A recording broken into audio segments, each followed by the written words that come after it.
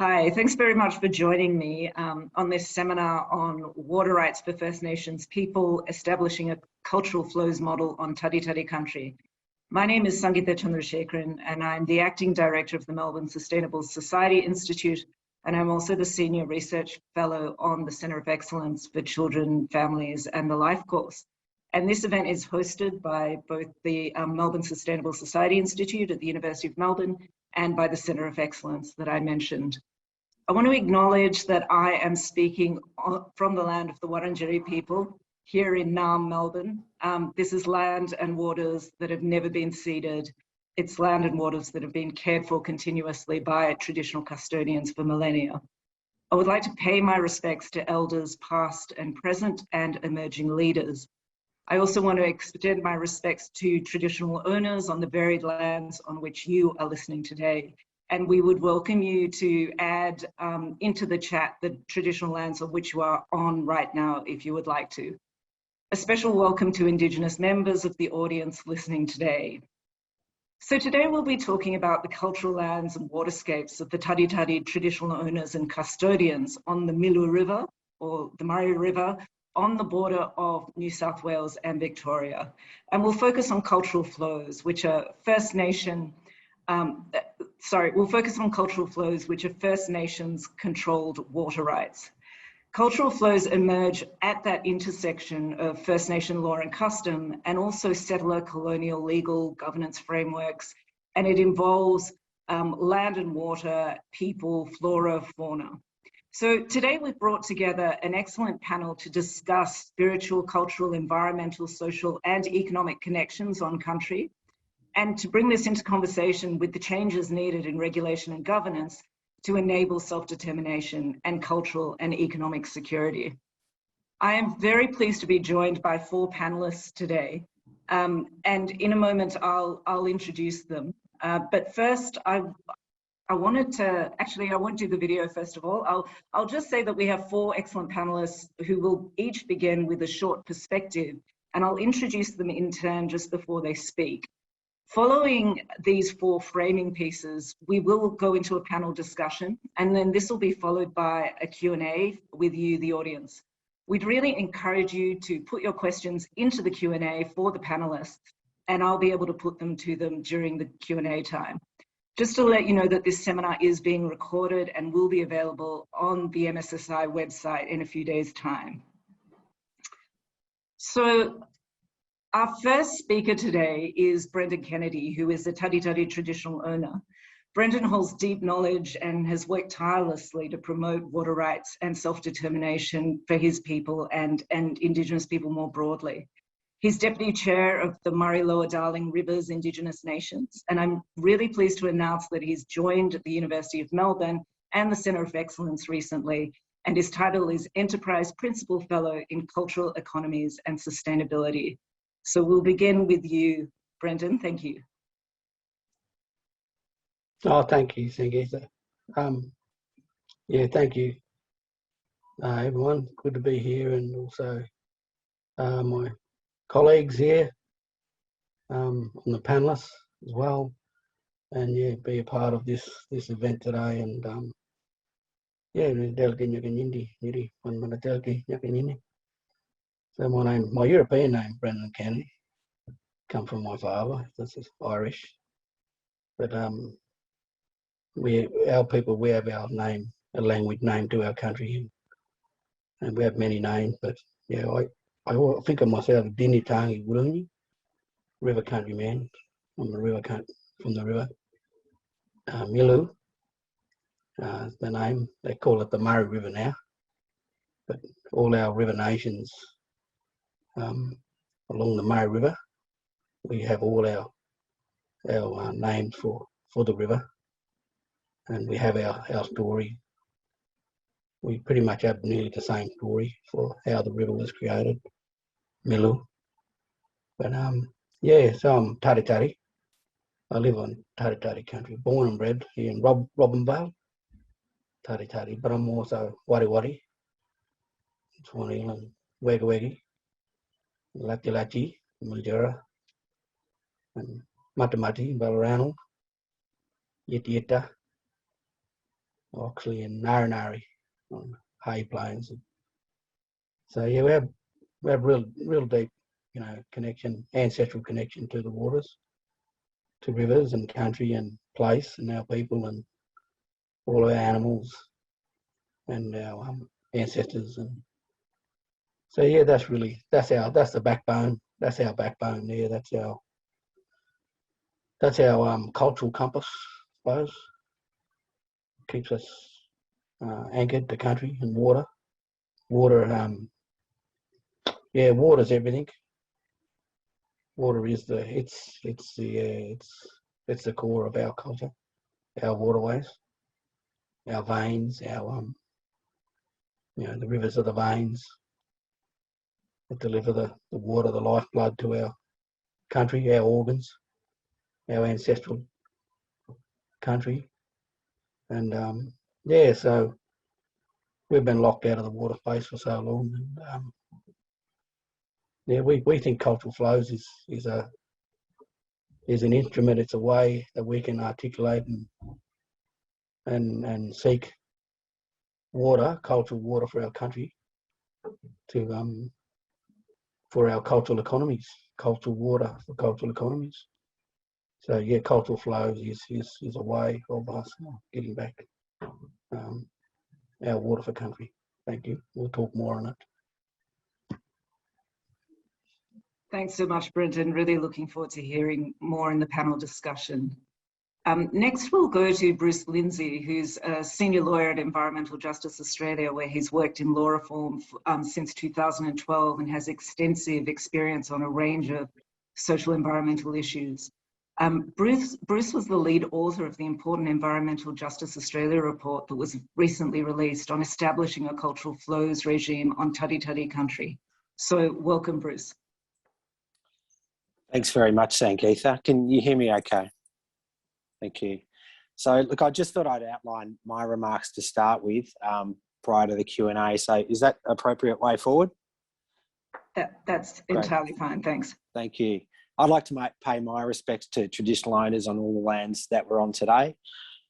In particular, I'd like to pay respects to Brendan and Mel and to the Tati Tati community and to their elders of all generations. And their capacity in the face of all types of historic violence to sustain their ancestral ties to their country, which is to say their sovereignty. Now, first of all, cultural flows is a concept that's been articulated by Mildred through the Echuca Declaration, and it's intended to express a pluralistic device for management of water in the landscape, aligning as best as can be achieved the inherited legal machinery for water regulation and Aboriginal law and ancestral authority for country. It should be said at the outset that in water law, like all British law applied to land and to natural resources on the continent, Aboriginal peoples of the continent were invisible. But more than this, through enabling river regulation, development and land clearance, water law was a tool of exclusion and marginalisation. It was a weapon of clearance. The legal governance of water, which is separate from if linked to land, has never really been part of that awkward and compromised halfway house that we call native title. And the pithy phrase aquanullius does tend to grasp the present situation quite well. But I'll return to cultural flows quickly if I can. So Mildred's proposition of cultural flows as water entitlements legally and beneficially owned by Aboriginal people for cultural, spiritual, economic or social purposes seems to me to reflect Aboriginal leadership on the question of resolving the colonial project as it applies to water, that is regulated water systems. It contains an intended synthesis of the now established water rights system and reconciliation of that with country, including recovery of that country and of the people and their ancestral connections who are inherent to that country. Clearly, there's a great deal more in the actual unfolding and positive construction of cultural flows than this. The concept is not yet a model or a program, nor, it must be said, is cultural flows the exclusive way in which to achieve historic reconciliation over control of water. But if I can put it this way, cultural flows seems to me to be treaty-like. It may be part of a wider constellation of treaty making. I'd like to make some comments on what I think the state needs to do in relation to this treaty-like device. Taking as a starting point EJA's experience working with Tati Tati at Magoya Lagoon. It's not my place to speak to what cultural flows should realise at Margooya. That's Tati Tati's role and part of their obligations to that country, and they've done that very thoroughly. My remarks concern what the state has at its disposal to progress cultural flows in good faith. These remarks follow the more detailed and technical themes that we've set out in the EJA report, which aim to scope out the conditions and pathways that might inform cultural flows for Margooya, for that place. First, Mildred adopted the proposition that cultural flows concern both legal rights to water and management and governance of the relevant country, that is the water landscape.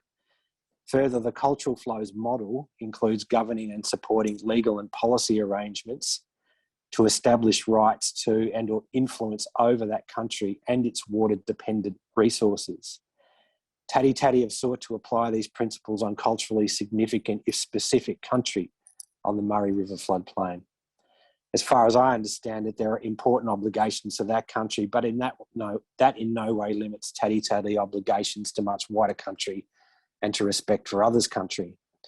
Second, the cultural flows model implies resolution to legal and policy settings for water, land, and other resources such as biodiversity and also ecological processes such as flow regimes. The fragmentation and complexity of those settings is notorious.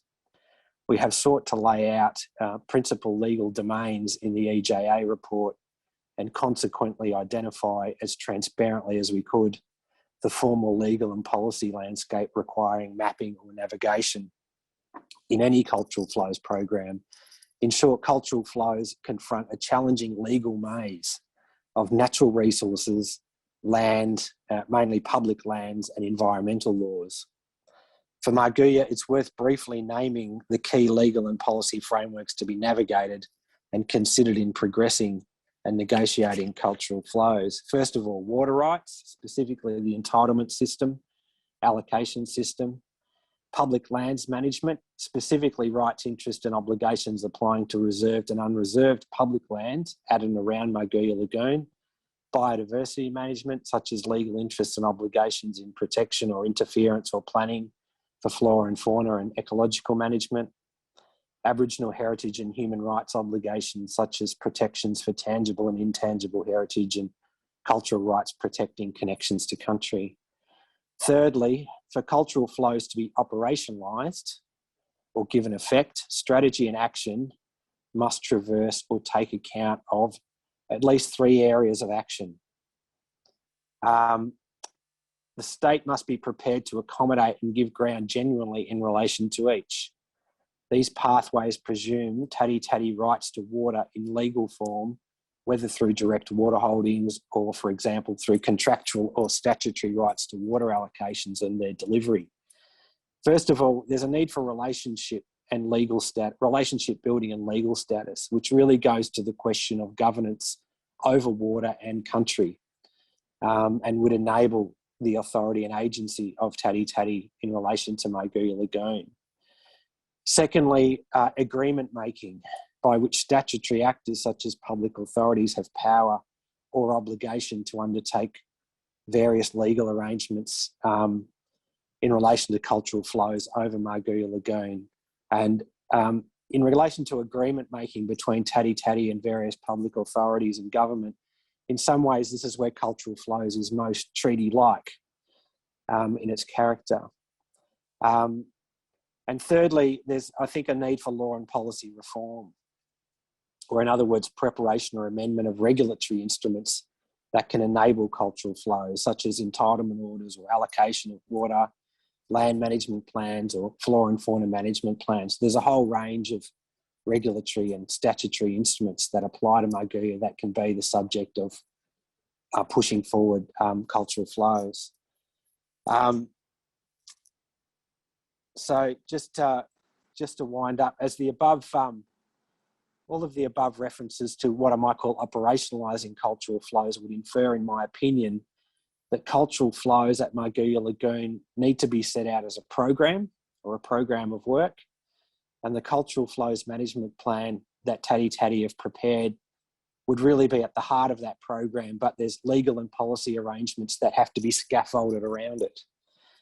I'd just like to end on a couple of qualifying comments around cultural flows at Margooya Lagoon specifically.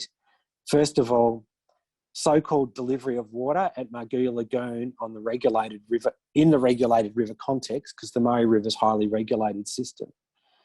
That approach can look considerably similar to the environmental works programs, such as the use of physical infrastructure to pump control water across the floodplain. Now, I don't think that approach should be conflated with or legitimate the various supply measures, projects that are currently proposed for the Murray River floodplain. That context is quite different and in my view quite problematic. Those measures are set up and established under the Basin Plan. Finally, in addition to the provision of water rights to Tati Tati, as I've suggested, the resolution of land management arrangements also seems to be a priority. Among the issues to be resolved on that front would be the precise legal status of the public land at Magoya Lagoon, as well as Tati Tati rights and interests in that land. There are various tools available to resolve these questions, such as access and use agreements or land management boards. I mean, as with various aspects of progressing cultural flows, which seems to me to focus on building arrangements and outcomes from the ground up. Whatever legal devices are used, these can be part of what I might term steady, if not relentless, confidence building measures. Thanks, that's all my comments. Thanks very much, Bruce. You've really nicely stepped us through what is obviously a very detailed and complicated report and talked through both the framing regimes, but also some of the tools for change. So that's been great. Thank you. I'm now going to turn to Melissa Kennedy. Melissa is the co-founder and CEO of Tati Tati Cajun, which is a grassroots non-government organisation, Indigenous-owned, that's aim is to reconnect First Nations people to waterways and country. Melissa is a Tati Tati traditional owner as well, and I'm really pleased that she too has recently joined the University of Melbourne and the Centre of Excellence, where she will contribute research to understanding the relationship between water and Indigenous wellbeing as a pathway to empower local Indigenous stakeholders, particularly Tati Tati traditional owners. Thanks very much, Melissa. Thank you, thanks for having me. Hi everybody, I'm Mel, I'm a Tati Tati woman from Murray River country, which is up in and around Robinvale. I'd just like to acknowledge first that I live on Latchi country, calling in from Mildura today, and I just want to reiterate and emphasise that sovereignty was never ceded, neither from the country of my ancestors or the country that we all live on today. I am the Aboriginal Water Officer for Tati Tati, so I'm one of 17 First Nations water officers employed across the states, and my role includes supporting river restoration projects and objectives of my nation. So I facilitate and create spaces for traditional knowledge sharing and gathering, as well as engaging with those various stakeholders to progress our water and land care goals. As Gigi mentioned, I'm also the co-founder and CEO of Tati Tati Country. So we are a not-for-profit organisation, and our mission is to progress those First Nation water rights and restore the connection and health of our mob to country.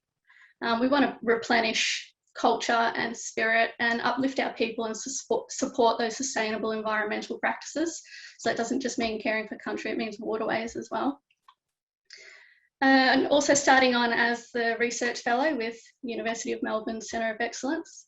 And yeah, as mentioned, that we want to better understand the relationship between the access or lack of access to water and how this can be changed through cultural flows and what that connection is with Indigenous wellbeing over the life course. So this is something that we really want to be able to support Tati Tati's aspirations of policy change and empowerment in the water space. Because for Tati Tati, there's a profound sense of connection and responsibility to care for our country and waterways, which I think, you know, that's all First Nations feel that connection. And the sustainable health of rivers and waterways through the restoration of natural flow regimes is really vital. In our experiences, the traditional methods of caring for country as a pathway to enhancing environmental sustainability is not well understood by key decision makers. And we feel that the cultural flows methodology, as Bruce has really summarised for us, which has been developed through years of rigorous research, it is a pathway towards a future where First Nations legally and beneficially own water entitlements. This methodology also provides a strong platform for First Nations to assert our inherent rights to make decisions around water and how water is delivered on country. I suppose differentiating from environmental water, cultural flows can be more than just environmental outcomes. It's also the importance of connection to place, our cultural experiences, our spiritual and emotional well-being, and just that adhering to our ancestors' practices and knowledges of country and water. We know that our on-ground approaches will surpass those outcomes that environmental water deliveries have just alone as the environmental outcomes. However, the cultural flows framework isn't just about getting those one-off water entitlements or promises of water, you know, every now and then. We are currently really fiercely advocating for legislative and systemic change to see cultural flows become incorporated into current and future management practices and policies.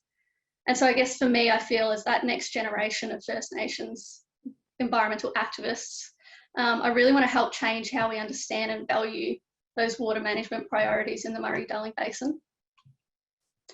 So I suppose over the last 18 months, with these goals in mind, we used Magoya Lagoon as a specific case study. So Magoya Lagoon is a wetland ecosystem on Tati Tati Country. It's a really significant place for us as a people, but also environmentally, it's really significant. We go there to connect with each other, ourselves, country. It's a place that has many significant trees and ancestral sites, and we've dwelled here for thousands of generations. The lagoon also supports those plant and animal species, as you know, we mentioned the environmental significance. The health of the lagoon really does have a direct impact on the health and well-being of the people, of the Tati Tati people. So using the cultural flows framework and methodology, we created a cultural flows management plan for Magoya Lagoon. And this really details our nation values, our objectives, outcomes, what watering requirements we do need, and also some recommendations and next steps. It is an ongoing and live document, so this is just sort of version 1, and it is available on our website, which we can share later on. But from those sort of nation engagements we've been doing over the last 18 months, we've held workshops, just some yarning sessions, you know, spending time on country, a lot of Zooms as well. And we sort of have come up with these 4 main objectives moving forward now, for Magoya Lagoon specifically, and also for cultural flows as a methodology and, you know, across the state and nationally. But from our nation perspective for us, because cultural flows will be different for us versus cultural flows for any other nation in the basin as well. It's a very, you know, interchangeable sort of concept. But, you know, we state that Tati Tati Nation are to be empowered as water managers of Magoya Lagoon, with our values and outcomes incorporated into those current management practices. We require that immediate legal and policy change to allow for water entitlements that are owned by First Nations, as set out in the cultural flows methodology. We want cultural flows to be tangibly incorporated into the basin plan, with First Nations outcomes and priorities really included in a legitimate way, not just as, you know, a tokenistic sort of inclusion. And we also expect that genuine and meaningful collaboration and agreement making between water managers and other relevant public authorities, and that it is sustained during all aspects of water management on country. So there are a lot of steps to be made towards achieving these goals, but yeah, we're really invested and we really see the positives that can come out of this. So looking forward to our session today and to see what our co-panelists will shed some light on the same issues. Thanks very much, Mel. That was a great outline of the significance of the waterways and the cultural flows, both to your community, but also the relationship to the broader agenda of Indigenous water rights. We really appreciate that. So we'll now go to our next panelist, who is Dr. Erin O'Donnell, who is a water law and policy specialist at the Melbourne Law School, and her area of research focuses on water governance. She's really been at the cutting edge of the emerging field of legal rights for rivers. She's also worked outside the university, playing a pivotal role in the establishment of the Victorian Environmental Water Holder. And she was lead author on a very important and relevant report to this discussion, Cultural Water for Cultural Economies, and we hope to hear more about that. Thank you, Erin. Thank you, Sangeetha, and thank you everyone so much for having me here today. I'd like to begin by acknowledging that I'm coming to you from Eastern Maar country. I pay my respects to their elders, past and present, and I acknowledge that land was never ceded and water was never ceded. I pay my respects to all the Aboriginal people here with us today. And again, thanks to Brendan and Mel for letting me join this conversation and for working with me so much over the past few years. It's been an absolute joy and privilege on my part. I'm just going to pick up a thread there from that introduction around the Cultural Water for Cultural Economies project. So this is a project that focuses on water rights. And that was one of the things that Bruce just mentioned. That is a significant barrier to the achievement of cultural flows. So when we think about water rights and Aboriginal water ownership, Bruce mentioned again this term of aqua nullius, and most of us are familiar with this concept of terra nullius and the ongoing fight for Aboriginal land rights recognition.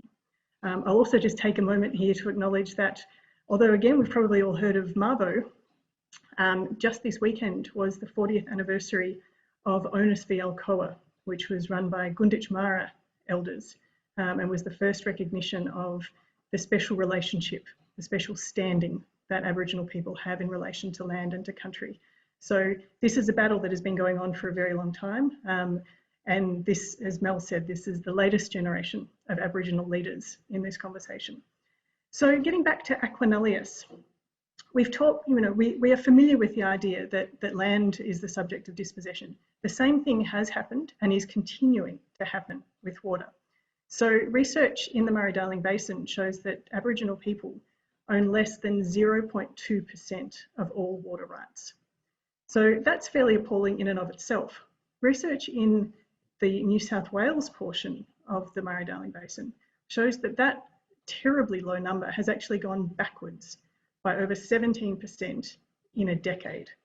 So this is a terrible situation and it's getting worse. This is why we desperately need significant government action to redress this problem. It is a major, major injustice. And this is the leadership that Aboriginal people have been demonstrating, particularly over the last 20 years, as summit after summit. And we've talked about the Mildren Cultural Flows definition. We've had the Garma Declaration. We've had the National Cultural Flows Research Project. Now we've got the Magoya Lagoon statement. This is an ongoing statement around Aboriginal inherent rights to water, rights that were never ceded in the first place.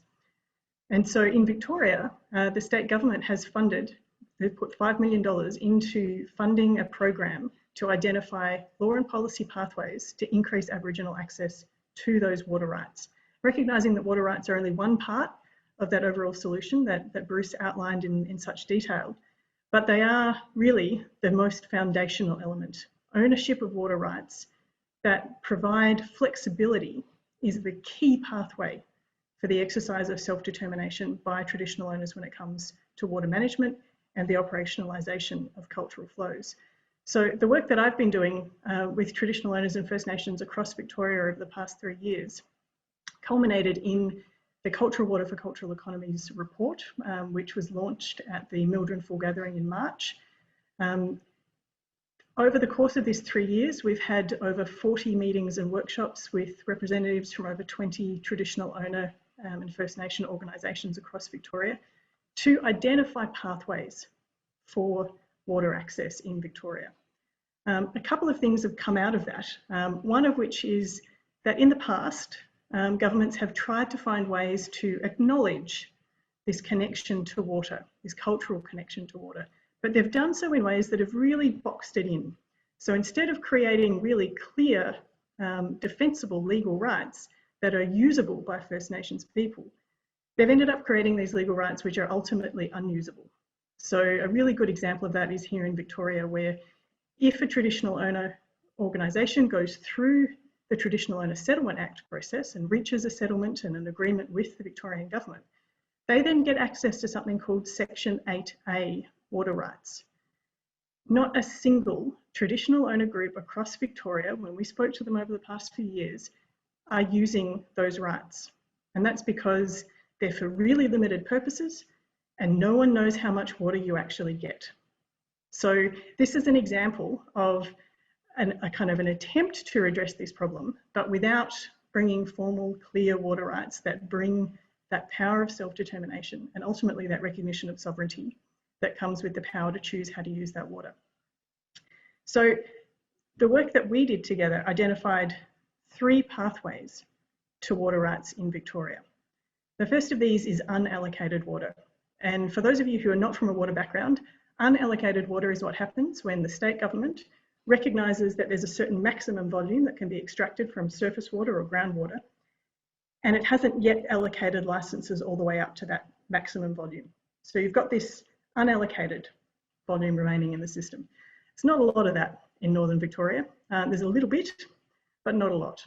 As we might all be aware, the Murray-Darling Basin is really highly contested when it comes to water rights. But there are some areas, particularly in southern Victoria, where unallocated water remains a real and viable pathway.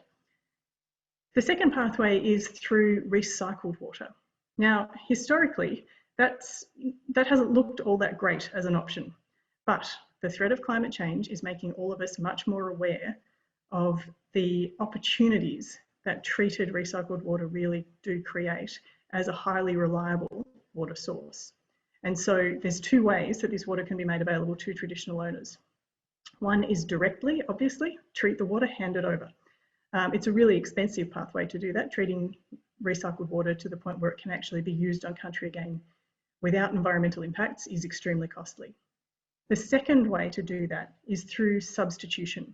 So if there are industries that would be willing to pay this very high price for that water, then maybe you can reduce their extraction from rivers and from groundwater sources and then hand back some of that water to traditional owners.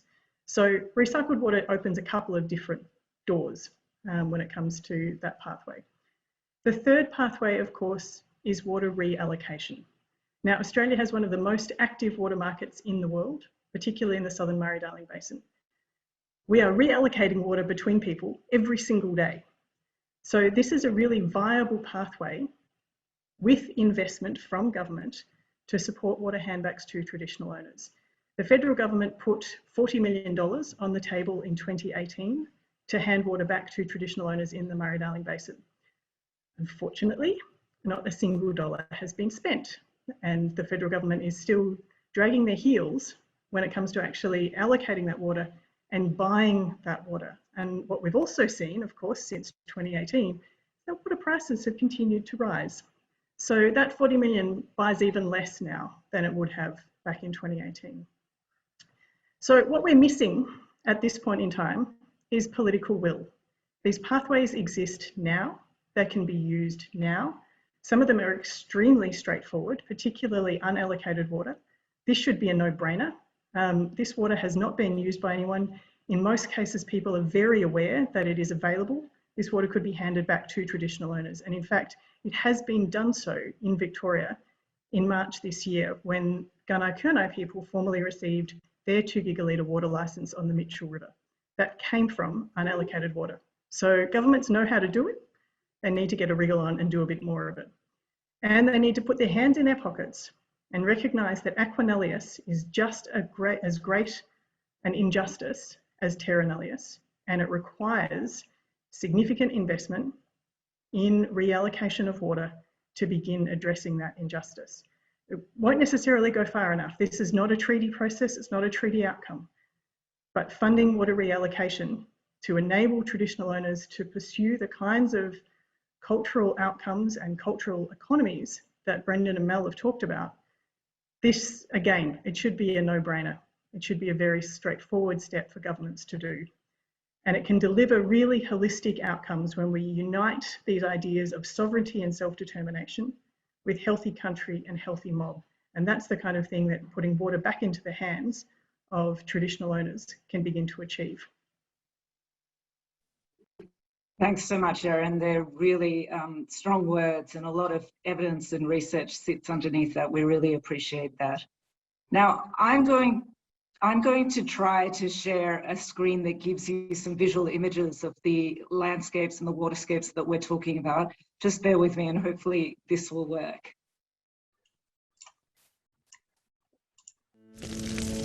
Now we're water people, and our culture is water-based. And when you destroy our country, deprive our country of its water, its natural water, that has a devastating effect on our culture.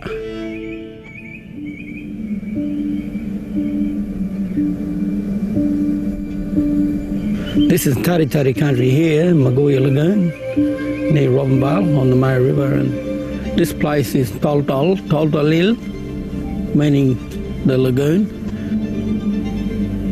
So yeah, this is the ancestral creation site. It's a part of Bunyul and Milu, creation of the Murray River by the giant cod. It's been managed and it's been diverted, manipulated, restricted, prevented from, moving naturally.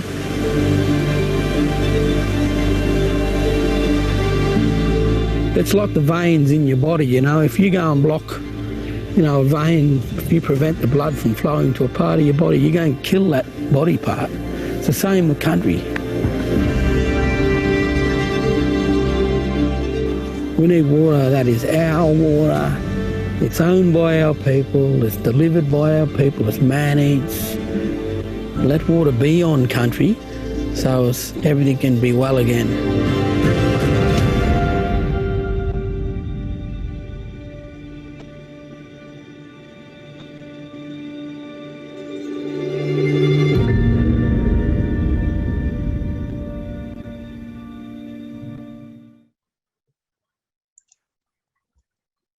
Thanks a lot.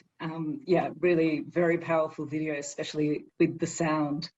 I wanted to circle back to Brendan Kennedy, having heard the discussion from the other panelists, and also now that we've had the opportunity to see this video of you on country, whether there were any particular points that you were keen to pick up from that discussion and highlight, particularly of significance to you and your advocacy. Yeah, thanks, Gigi. Yeah, I mean, to the experienced listener in the water space, whether you're from government or been involved in the water space, and there are a lot of people who have been involved in the water space for a long time, and there are people who are not across all the details and all the issues around how water is being commercialized and commodified and the way that water's been denied to our people and the land.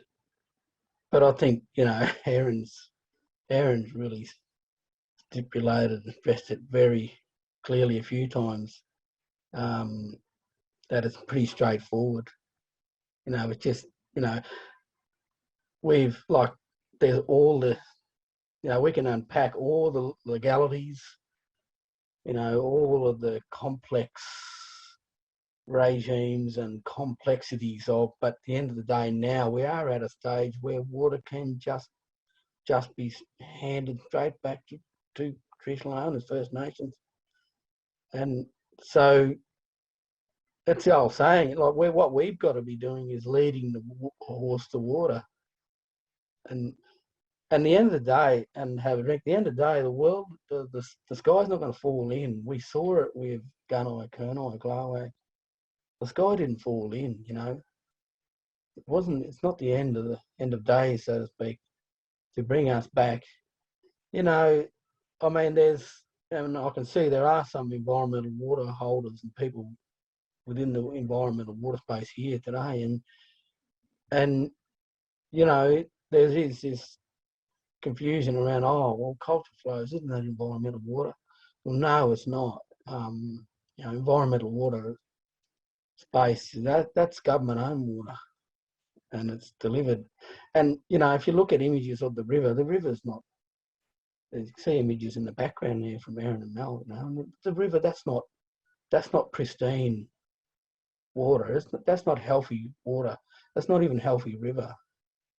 So to go and pump that water straight out of the river, straight into country is, yeah, they may apply, you know, whoever's involved in that process, they're applying their own lens, a Western lens, a European lens, or a lens that's dictated and it's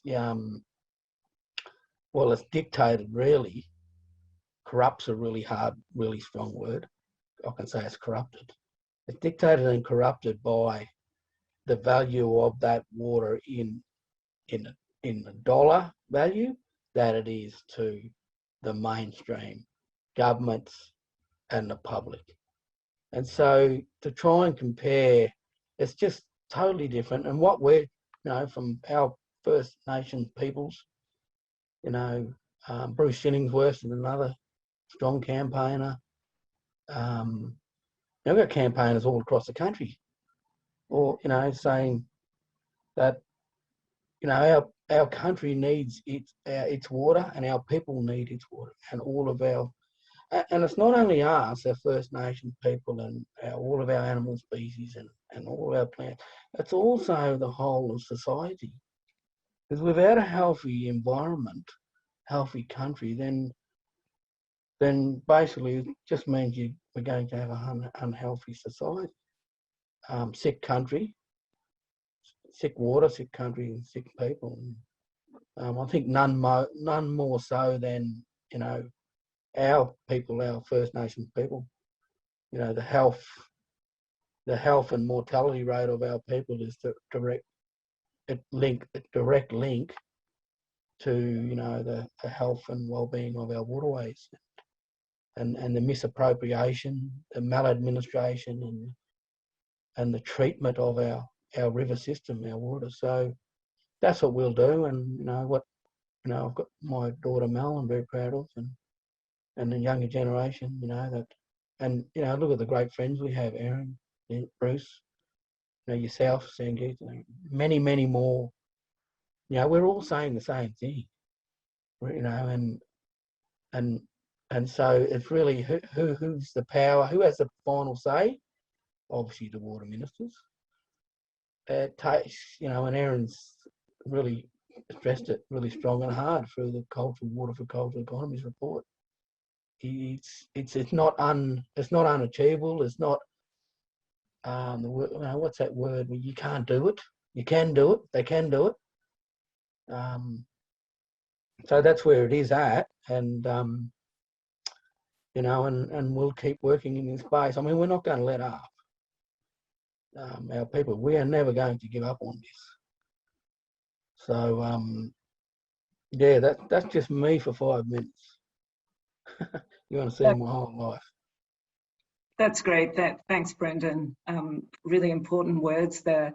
I want to pick up on attention, I think, or perhaps it's not attention that's coming up in this, which is that, in fact, the work that needs to be done to undo these legacies of dispossession that are ongoing actually requires political will, and there's something quite simple about it. On the other hand, Bruce, in reading the report and hearing your comments on the report, and thinking about the fragmentation, there's a level of complexity, legal, regulatory complexity, that's actually quite hard for us to get our heads around. So I guess a question for all of you is this both simple and incredibly difficult all at the same time? And if so, what kind of strategies help address that tension or to really cut through? I'm happy to have a go to start with on that one.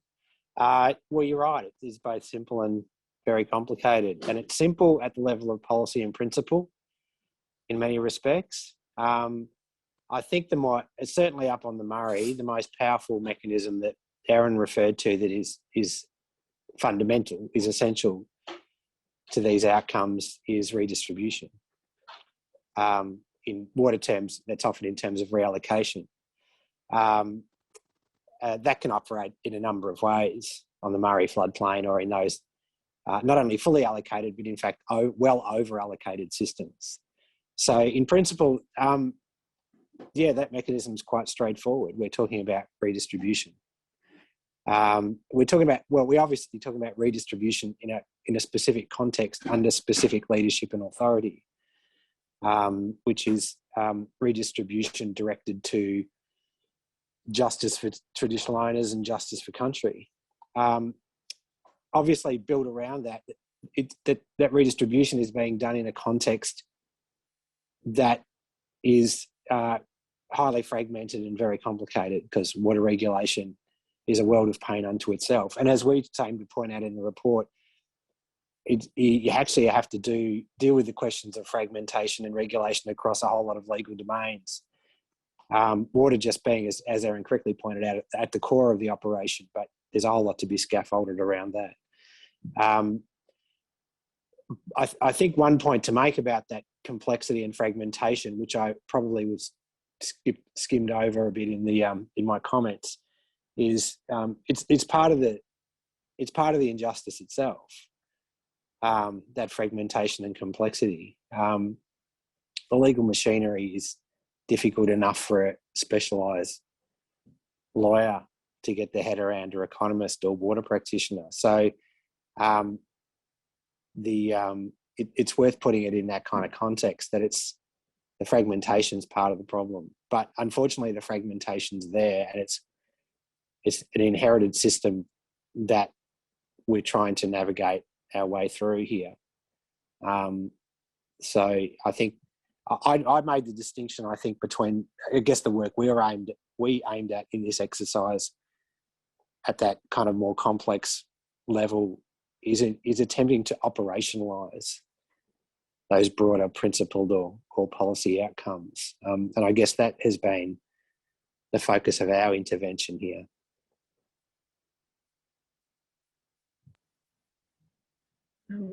If I can just add a couple of words to that. I think one of the responses to cultural flows from policymakers and government agencies in the past has been, look, it is really complicated. We'd like to help, but we've actually got to figure out all of these process steps before we can actually hand over any water. And I think the work that has been done, I'm looking at the National Cultural Flows Research Project, which was led by traditional owners across Australia, looking at the work that's being done on Magoya Lagoon with EJA and Tati Tati, looking at the Cultural Water for Cultural Economies report. What we know is that you can't hide behind that process anymore. There's still this perception that that it is really hard and that we don't really know how to do it yet. And until we figure out every single step in the process, we can't do anything. And actually, one of the ways you get there is learning by doing. So hand over water and let traditional owners and First Nations learn by doing and figure out what they need to do in order to get the water where they want it to go. That's the process that Gunai Kurnai people are going through right now with their water. Because they've got the water, now it becomes a priority for them to make sure that they can actually address both developing their own really detailed cultural flows program and making sure that they can actually get the processes lined up to get that water where it needs to go. If you have a million priorities, then it's really hard to pick and choose between. But once you've got the water, then getting the process right to figure out how to use it becomes the priority. So learning by doing is definitely a key strategy. And I think as part of that, it means tackling the low-hanging fruit from a policy perspective. And that's something that we tried to outline in that Cultural Water for Cultural Economies report, to say very clearly, these are the straightforward options that government can actually make some progress with in the short term. So get as much water back into traditional owner hands as possible. And then you have more and more people learning by doing. And as Mel said, everybody does it a bit differently. So giving more and more sovereign nations the chance to develop their own strategies, and figure out how to put the pieces of that legal puzzle together in their own way on their own country, that's a big part of it. And I think for governments, the word I really want to stress for governments is pilot program. Obviously, the long term is getting water back into traditional owner hands in a permanent way so that there's no need for this constant renegotiation. But you can begin, you can make progress using pilot programs where if that's the only way, then do that. And that becomes the pathway that enables you, again, to learn by doing without feeling like you've got to solve all of the problems in order to make any progress. Yeah, and if I could follow up on that as well, Erin, you know, I was having a conversation with Sonia, who's the Cultural Flows Officer for the Northern Basin, so Northern Basin Aboriginal Nations, NBAN. She's the Cultural Flows Officer up there, and she had a good point of saying there was a 7-year time frame to research and come up with the cultural flows framework and methodology, and yet there was only a 3-year rollout of the project. And you know, it's almost that backwards. Well, you want more time on the ground with the nations. You know, there's one cultural flows officer for the Northern Basin communities and one cultural flows officer for the Southern Basin communities. You know, and to roll out a cultural flows, it's a concept that's, you know, still relatively new. So you might have nations that they understand water on their country, but they don't understand how to create a cultural flows management plan, because these are knowledges and practices that, you know, we just know, we've been doing. We don't have a history of writing things down. It's an oral history. So they need to invest in that time to commit to on-ground programs. And as you say, Erin, it's going to be a pilot program. I mean, I guess Dad and I are very impatient people, so we sort of just jumped the gun and really wanted to progress our cultural flows. And so, you know, we've got a strong sort of group around us that we were able to do that. And because of that, we've also secured funding for the next 3 years, independent, you know, on our own as a nation, whereas a lot of other nations don't have access to that sort of thing. So I think the governments really need to commit to, you know, supporting and allowing all nations across the state and, you know, in New South Wales and in the Northern Basin, those opportunities as well.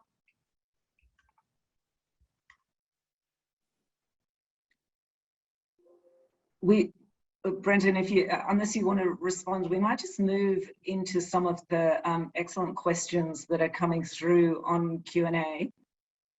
Great, thanks a lot for your response to the discussion and to some of the questions I've put to you. There are a range of questions that have come through, so I'm just going to start working through them. Some are more about the detail, and some are, you know, some are a bit more big picture and conceptual. There's a question for all of the speakers. The question is that what are your thoughts on the development of the inland water target for closing the gap? Is there a point of connection here? I think we've talked about health and well-being. I guess we're now talking about how that actually materializes in terms of the closing the gap process and regime. Well, from what I know, the closing the gap, it's reflecting, you know, First Nation population. I think it's around 3%. But if you look at New South Wales, you know, Dr. Lana Hartwig and Dr. Sue Jackson, they produced a report, First Nations water holdings in the Magoya Basin, and the population in New South Wales alone is way above 3%. It's going to get, you know, the predictions are it's going to go up to 18%. You know, First Nations people. So that closing the gap target's not going to hit the mark there in New South Wales alone. I think, I'm not sure if you're referring specifically the question to the closing the gap target of maintaining that connection to land and waters. So I guess from my perspective and from a Tati Tati perspective, you know, we believe, and this is partly why we're doing this research with Sangeetha and with the Centre of Excellence, is that we believe our well-being and our health and our, you know, our social connections, these things are all impacted by the control and agency that we feel we have over the outcomes of our lives. And because we're so connected to the land and we're so connected to the water, and especially, you know, Tati Tati, we are river people, we're water people. When we see, you know, our country and the water being mismanaged, and we see that we don't have any say over decisions of how that water is managed, it has those negative impacts that they're trying to, you know, reduce the gap in those closing the gap targets. So personally, I think it's something that's really undervalued and that probably needs more emphasis put on, is having that agency and control and power over water, for example, in our instance, but also country, land care, revegetation. All these environmental impacts are things that are really, really detrimental to First Nations health and well-being. And yeah, personally, I believe our levels of well-being would be improved with more control and say over water and country. Thanks very much. There's another question, a definitional question about whether cultural flows refer to groundwater as well as surface water. And I think, Erin, you suggested you were talking about both at one stage. Is there, does it, and is there some complexity in how they're treated differentially? So it absolutely does refer to both. When we talk with nations and traditional owners really across Australia, there is huge interest in the water that is underground as well as the water that flows along the surface. And traditional owners, as Mel has just pointed out, they know that there's a relationship between the two. So this is something that whitefellow law is only really just getting its head around, but traditional owners recognise and understand that interrelationship. The complexity, I think, comes because of the way that groundwater is managed under whitefellow laws. So when we have talked about it with traditional owners and nations across Victoria, there's been a great deal of interest in accessing the groundwater, but in order to keep it in the ground, to make sure that it's fulfilling its function for country and connecting country and people in the ground. And so there's some complexities around how you assign rights to that groundwater that actually keep it in the ground. So I think, yeah, our legal system does actually require reform when it comes to tackling First Nations rights to groundwater when there is that desire to keep it in the ground. In other parts of Australia, such as Northern Territory, for instance, things like the Strategic Aboriginal Water Reserve will include rights to groundwater. And the expectation there is that you'll be pumping that water out in order to grow crops or to lease it to a farmer to grow crops. But what we also know is that, again, groundwater maintains the surface water systems, which are supporting sites of cultural and spiritual significance in surface water rivers in Northern Territory. So again, there's this tension that comes in there around how comfortable Aboriginal people are going to be about increasing extraction from groundwater if there is going to be this corresponding impact, and if whitefellow law is not good enough at protecting those sites from that impact. So yeah, I think there's some really big unresolved questions about how we manage groundwater from a cultural flows perspective. Bruce, did you want to jump in? I'll just briefly, because I just want to take up, this relates to groundwater or surface water, but a point that Erin's just taken on, just raised, it's very significant, and it goes to the heart of the tensions here, or heart of the struggle in some ways, is that the water rights system, that is to say the inherited water rights system, has been designed for take. It's been designed for diversion and extraction of water. Now, cultural flows should, and ought, depending on the priorities of traditional owners, allow for that take and use and diversion and extraction for water for commercial or whatever purposes they want.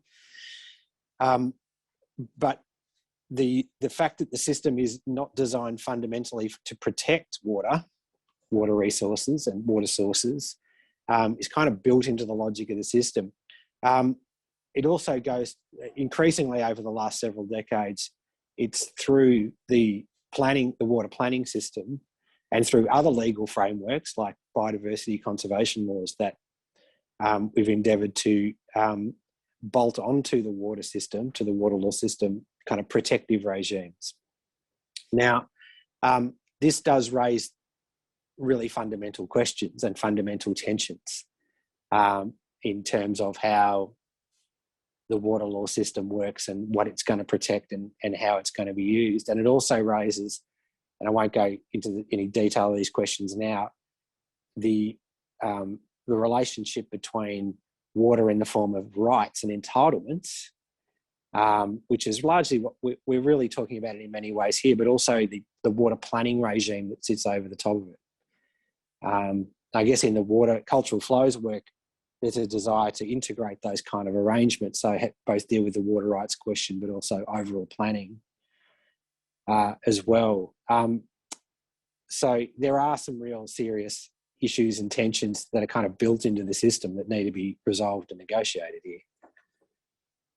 That goes to groundwater and surface water, I might add. Thanks very much.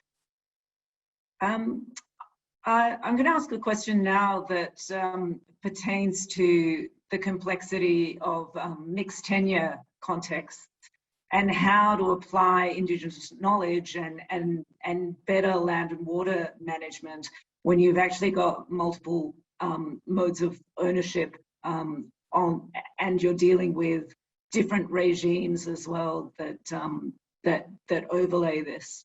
So are there any examples of how management's been done well when you have a mix of tenures?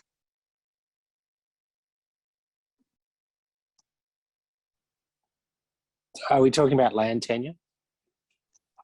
I think the question's mainly about land, but obviously it's in the context of waterways that we're talking about this. I guess I can make a few comments and then the others might want to chime in too. Yeah, there are various kind of examples of,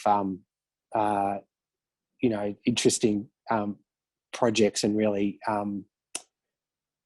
attempts to have Aboriginal control of water across different tenure regimes. I think some of the really interesting examples are, say, what Narri Narri have done up near Hay, which is basically to set up something on Indigenous tenure that also includes kind of a quite complex and fascinating connection between private holdings of water and government holdings of water, and trying to bring all of these things together in a pretty kind of interesting and integrated way. And I think that project is a real landmark in many ways as well. When we're talking about tenure, obviously you can talk about private tenure or public tenure or Indigenous tenure of land too. So, I mean, I think it's, as I'm trying to point to in my remarks, I think the arrangements that we were dealing with in this project concern public land and public land management. And there are a whole set of obligations and relationships that are quite distinctive about public land management and how water functions on those landscapes. And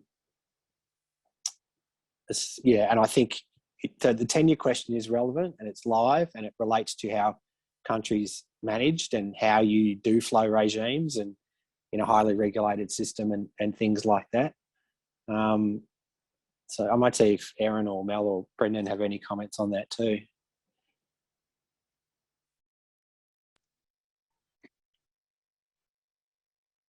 Yeah, I was just going to say, country is country, you know.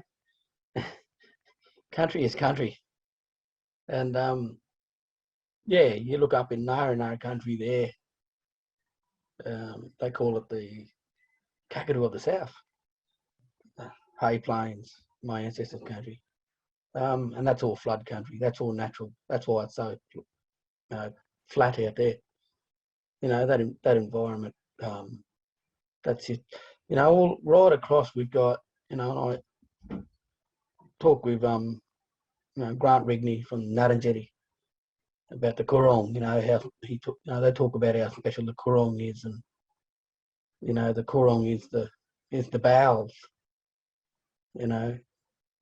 And I've talked to, you know, and there's only Coral Peckham up in Wiradjuri country, Dubbo, and her elders told her that her country wetlands are the, you know, the kidneys, and so all through, you know. And in my country I have Yanga and Willandra, Mungo, and more ancient times, and then of course Kulkine, or nowadays they call it Hattakulkine, and Lake Tyrrell. You know, all these places, they're all country.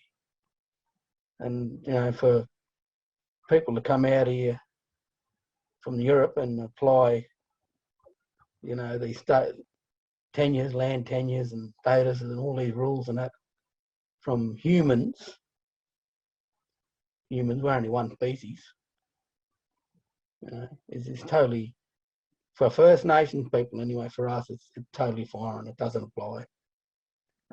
When we think about country and we think about all of our species, we think about the past species and the past and our ancestors. There was megafauna before, and we think about our species now and our future species. So it's, yeah, that's something that, you know, we just say, well, guess what? We never seeded anything, and, you know, there's no proof of, there's no chain of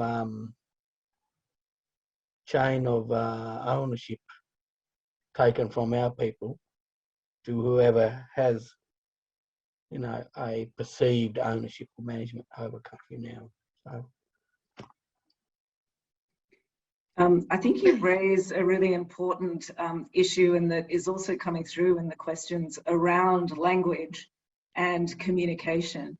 And Mel, I think earlier you also talked about the kind of work that you're doing in code switching to be able to translate your holistic values in relationship to country and water into the language of the regulating authorities in order to get these kinds of outcomes. So someone has asked whether this is such a serious situation, do we need to escalate and have more dramatic language to explain the kind of violence of the dispossession that's gone on?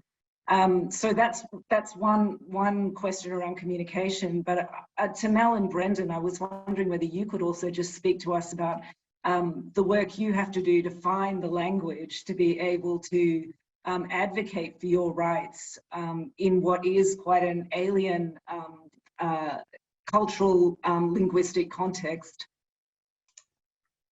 Yeah, and I think to link that to the previous question as well, the idea of everything being so fragmented is foreign to us, is foreign to, you know, the basis like of our understandings of how country and community works.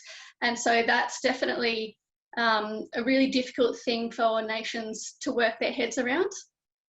You know, all the different land managers, all the different sort of political things that's going on, all of the policies about water and what's environmental water, what's going to, you know, irrigation, all these different things that's pulled apart what we just see as water and country. It's just, that's the difficulty that lies with First Nations. And so, as you said, there's that whole aspect of code switching. And, you know, I feel like that's something we can really use to our advantage. And Dad and I, you know, have had a lot more experience in this sort of realm than a lot of our family. And that's not to say that, you know, we know more or know less.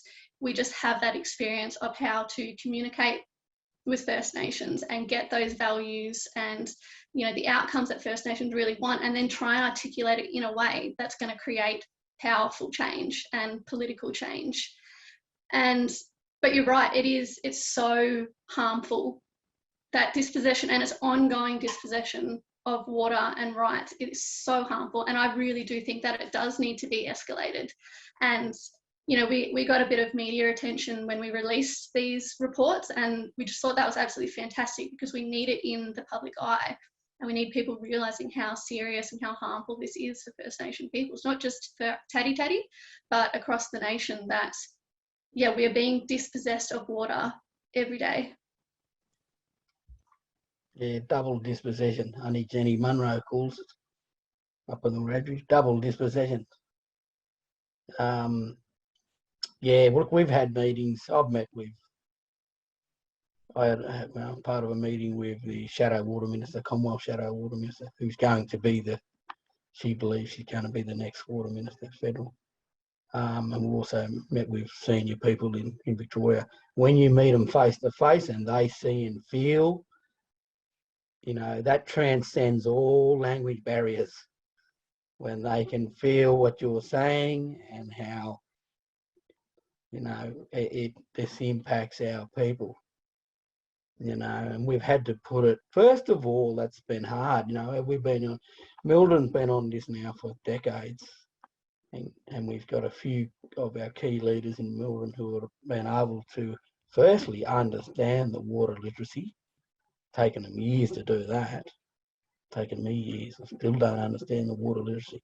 Understanding that water literacy regime, then being able to apply our cultural, you know, lens and what we're saying, our power statements, you know, back against that, you know, that water literacy regime. So, and there still is you know, this is ongoing misinterpretation, and, you know, the language that we have to apply is a language that we've had to develop from our language, not to speak in their terms, but to bring them closer to understanding our language and our terms. So, you know, it's very interesting. But I think the language, you know, what does transcend all language barriers is when we speak to them face to face and we tell them, and then coming out with, you know, I think that report that Dr. Lana Hartwig produced, you know, it's there, it's a fact. This isn't fiction. This isn't this aren't myths. This is not hearsay. These are facts. Facts are, we once were 100% water managers, shepherd, custodians, owners, whatever we want to call it. We were 100%, and now we're 0.12%. So what's going on, and what is still going on, and how are you going to? Does this affect your conscience? Is it even legal? Is it a breach of your responsibilities even within the legal system, the structure that you're supposed to be applying anyway? So the breaches in their own legal, because they are supposed to be meeting targets and obligations anyway. So, you know, there's a lot of wrongdoing. Let's just call it for what it is. There's a lot of wrongdoing here, and yeah, I mean, we're happy to hold their hands and show them how to do right, if that helps them. The language around cultural economies, I think, has the potential to be really, really significant, to reframe what we're talking about here, particularly to governments that have a very narrow idea of what the economy is and what economic benefits and costs are. And you, Erin, have used it quite a lot, and Brendan's really led on the language of this, and you're the Principal Fellow of Cultural Economies. Do you want to talk a bit about what that means to you, cultural economies? Cultural economies means to me what it means to our people, what it means to the country, what it means to the water, and what it means to all of our, you know, like, yeah, well, the word economies, you know, the Western construct is, oh, that means making money. That means wealth. That means, you know, owning or different values to what I value, what our people value around. You know, like you see in the background there's a dry lagoon. You can see different colours. You can see some green there, and you can see some light colour, and you can see some real dark red. You can see some dead trees there, you know. And how does that translate to our economy, our cultural economy? Well, it means we don't have a cultural economy. You know, that background there, that's not conducive or supportive of our cultural economy. You know, and our way of thinking and being able to continue, like living in towns and cities and having, you know, money in the bank, having a house, whatever. Yeah, that's an economy that helps us get by. But when we talk about cultural economy, we're talking about the ability to continue to practice our culture. you know, the ability to continue to share and transmit ancient knowledges, and the abilities to continue to understand and observe, learn from country, share our country with each other, sharing of knowledges, sharing of stories.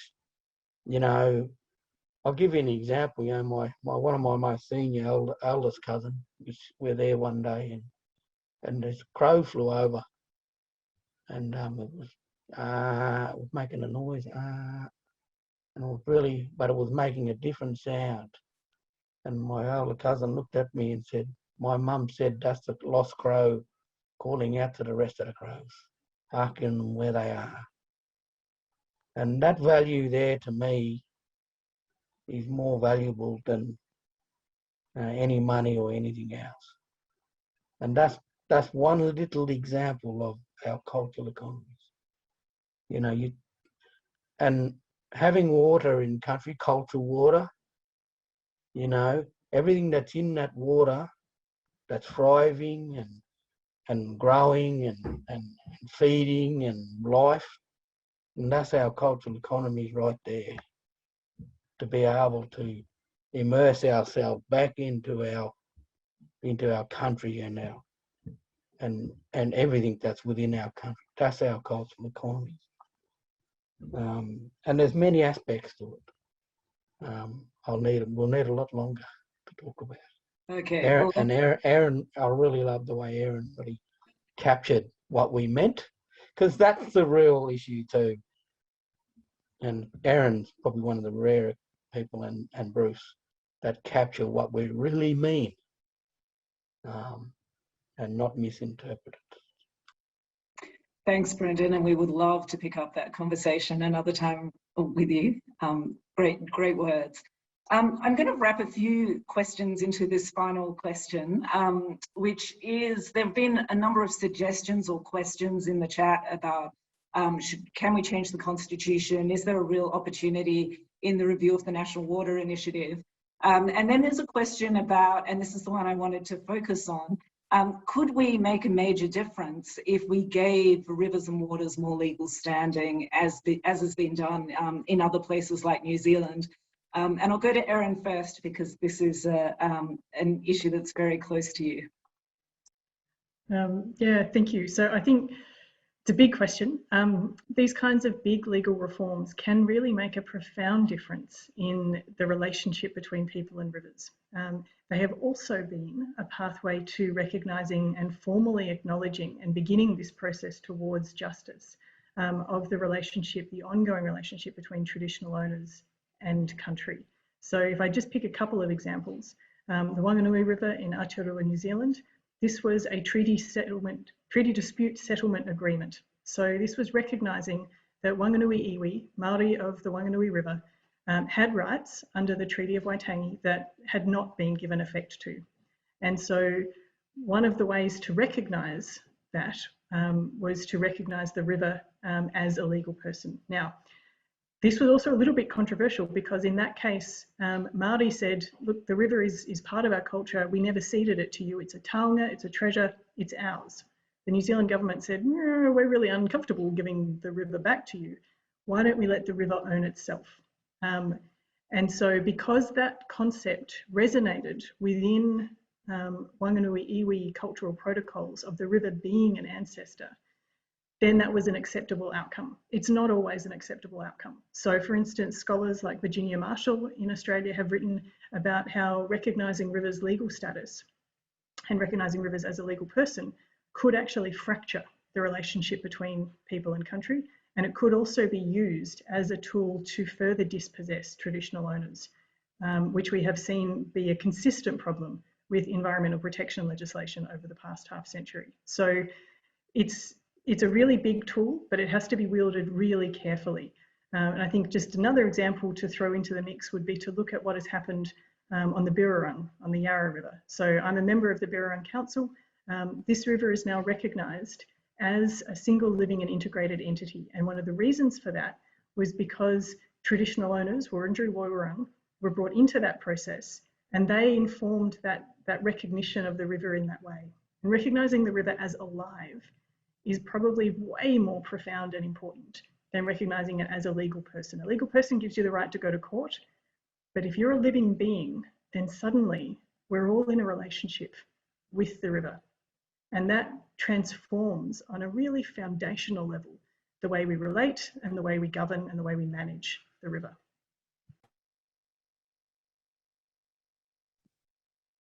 Thanks, Erin. Are there any other comments based on what Erin's just said, or any other closing comments that the panelists would like to make?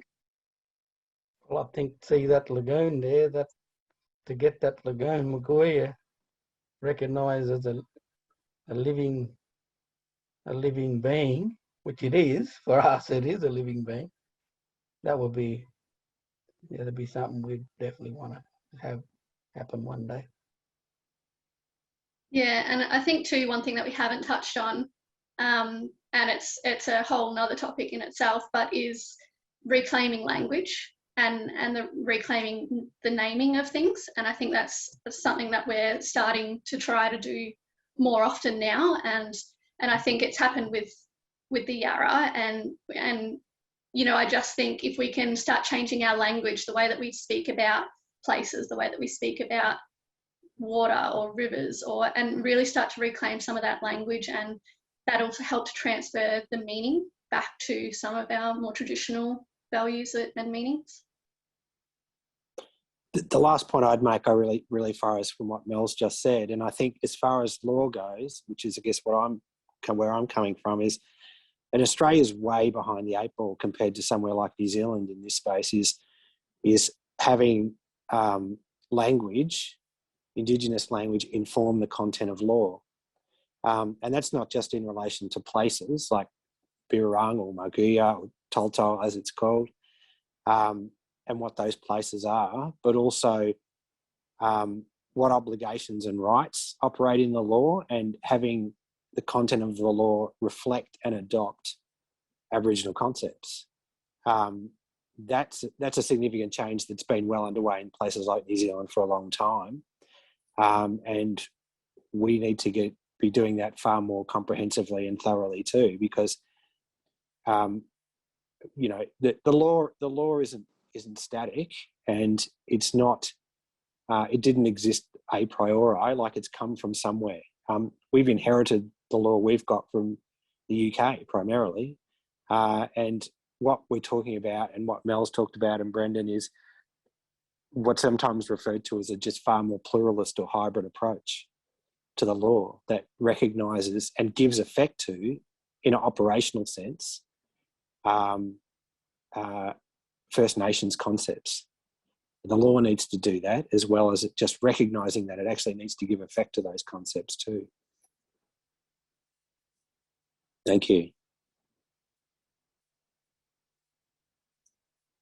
Thanks a lot, Bruce. And I'm going to have to draw this really interesting seminar reluctantly to a close. We've run out of time, but I want to extend my thanks to Brendan, Melissa, Bruce, and Erin for being involved and responding to these questions, and really engaging with what is a complex, fascinating, and sometimes very difficult topic to talk about. So thank you for sharing your perspectives and your stories, and your connection also, Brendan and Melissa, with us. I realise that there have been a lot of questions in the chat, some of which we didn't get to, so we will save those questions and pass them on to the panellists. I also just want to say thank you to all the people who did behind the scenes work to make this seminar possible, in particular Katrina, Kennedy and Julia from my institute. So thank you so much for joining us today from the audience. Wouldn't have been possible without you, and it's been a really pleasurable and insightful an hour and a half, and we hope to continue the conversation. Thanks very much. Everyone.